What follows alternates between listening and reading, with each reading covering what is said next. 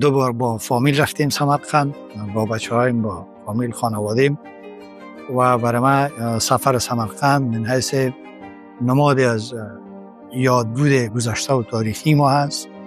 شهر سمرقند واقعا انکشاف کرده، واقعا پیشرفت کرده، غیر قابل پیش بینی است. واقعا یک شهر مملو از صفا، صمیمیت، با مردم خیلی میهمان نواز.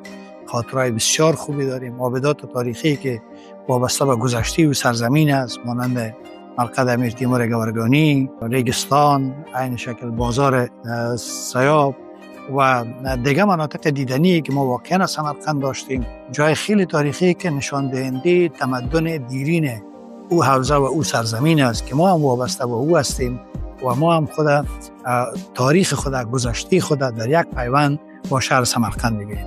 مردم سمرقند خیلی مردم مهربان، مردم میهمان نواز، مردم خوشبخت و مردمی که واقعا من حیث وجود و برادر با همه مردم سرزمین برخورد میکنن و زندگی میکنن. روز شهر سمرقند که تاریخ 18 اکتبر است، برای همه مردم سمرقند، برای همه مردم ازبکستان تبریک میگم.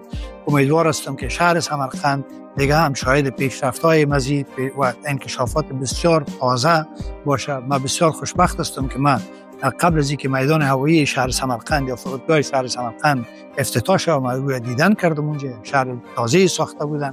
برای من بسیار جای افتخار و جای بسیار خوشی بود که من می‌دیدم و امروز سمرقند پیوندش با جهان خارج مستقیم شده. امیدوار هستم که همین انکشافات بیشتر باعث پیشرفت و خوشی و بهبود در زندگی و در دسترخوان همه مردم سمرقندیا باشه و امیدوار هستم که شهر سمرقند و مردم سمرقند در فضای خوشی، صفا، صمیمیت و یک صلح سراسری زندگی کنند.